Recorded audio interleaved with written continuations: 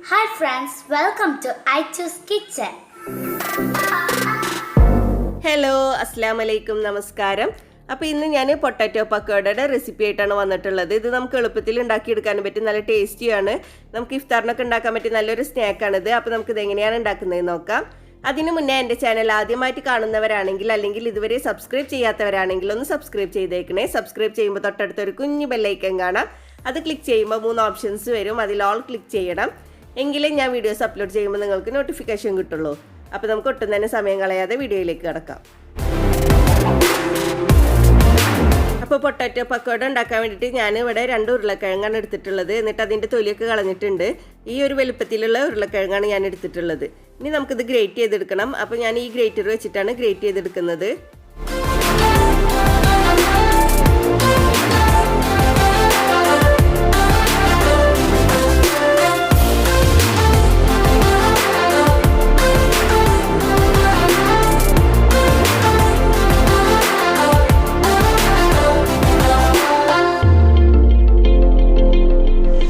ഞാൻ 2 ഉരുളക്കിഴങ്ങ് ഇതുപോലെ ഗ്രേറ്റ് ചെയ്തെടുത്തിട്ടുണ്ട്. ഇനി ഇതിലേക്ക് നമുക്ക് വെള്ളം ഒഴിച്ചിട്ട് നന്നായിട്ട് കഴുകണം. ഒരു 3-4 പ്രാവശ്യം നമുക്ക് ഇത് നന്നായിട്ടൊന്ന് കഴുകിയെടുക്കണം. അപ്പോൾ നമുക്കിത് നന്നായിട്ട് കഴുകിയെടുക്കാം.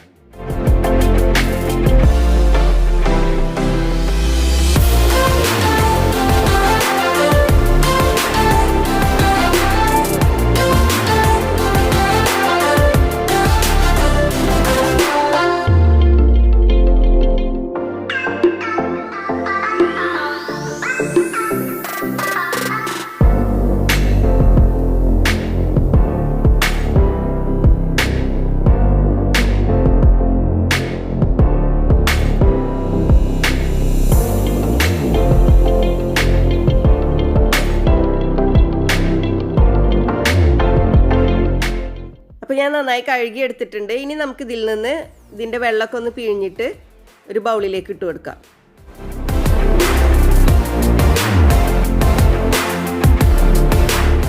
ഇതുപോലെ കൈകൊണ്ട് പിഴിഞ്ഞിട്ട് തന്നെ നമുക്ക് ഒരു ബൗളിലേക്ക് ഇട്ട് കൊടുക്കാം.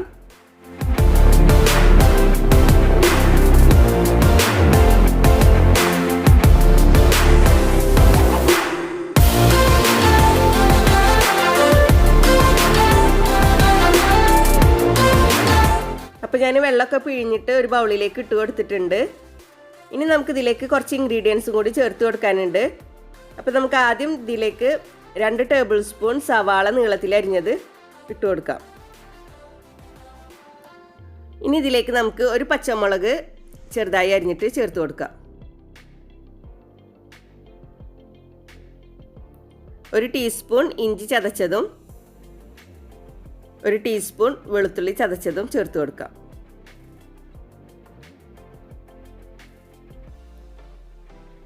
ഇനി ഇതിലേക്ക് നമുക്ക് 1/4 ടീസ്പൂൺ ചെറിയ ജീരകത്തിൻ്റെ പൊടി ചേർത്ത് കൊടുക്കാം. ഇനിയിപ്പോൾ നിങ്ങളുടെ കയ്യിൽ ചെറിയ ജീരകത്തിൻ്റെ പൊടി ഇല്ലെങ്കിൽ ചെറിയ ജീരകം ചേർത്ത് കൊടുത്താലും മതി.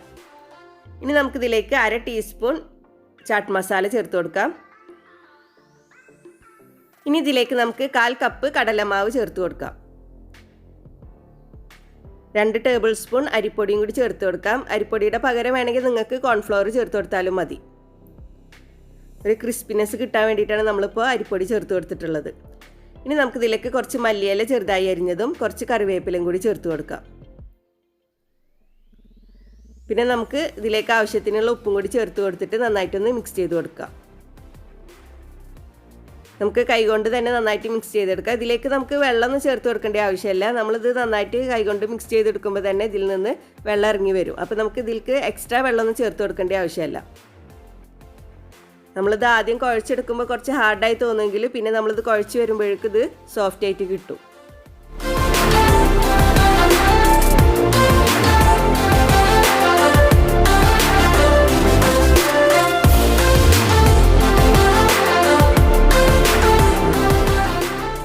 അപ്പോൾ നമ്മുടെ മിക്സ് റെഡി ആയിട്ടുണ്ട്. ഇനി നമുക്കിത് ഫ്രൈ ചെയ്തെടുക്കാം. അതിന് വേണ്ടിയിട്ട് ഞാനൊരു പാൻ അടുപ്പത്ത് വെച്ചിട്ടുണ്ട്. അത് ചൂടായാൽ നമുക്ക് അതിലേക്ക് കുറച്ച് ഓയിൽ ഒഴിച്ചു കൊടുക്കാം.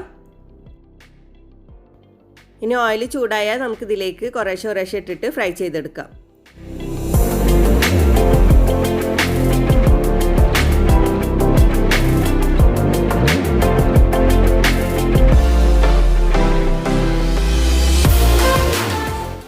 മീഡിയം ഫ്ലെയിമിൽ വെച്ചിട്ട് ഗോൾഡൻ ബ്രൗൺ നിറം വരുന്നത് വരെ നമുക്കിത് ഫ്രൈ ചെയ്തെടുക്കാം.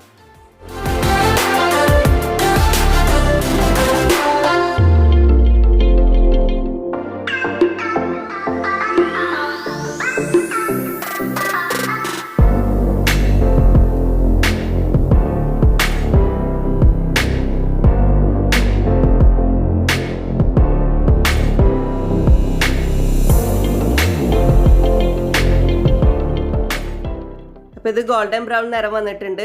നമ്മുടെ പൊട്ടാറ്റോ പക്കോട റെഡി ആയിട്ടുണ്ട്. നമുക്കിതിൽ നിന്ന് കോരി മാറ്റാം. എന്നിട്ട് നമുക്ക് ബാക്കിയുള്ളത് ഇതുപോലെ ഫ്രൈ ചെയ്തെടുക്കാം.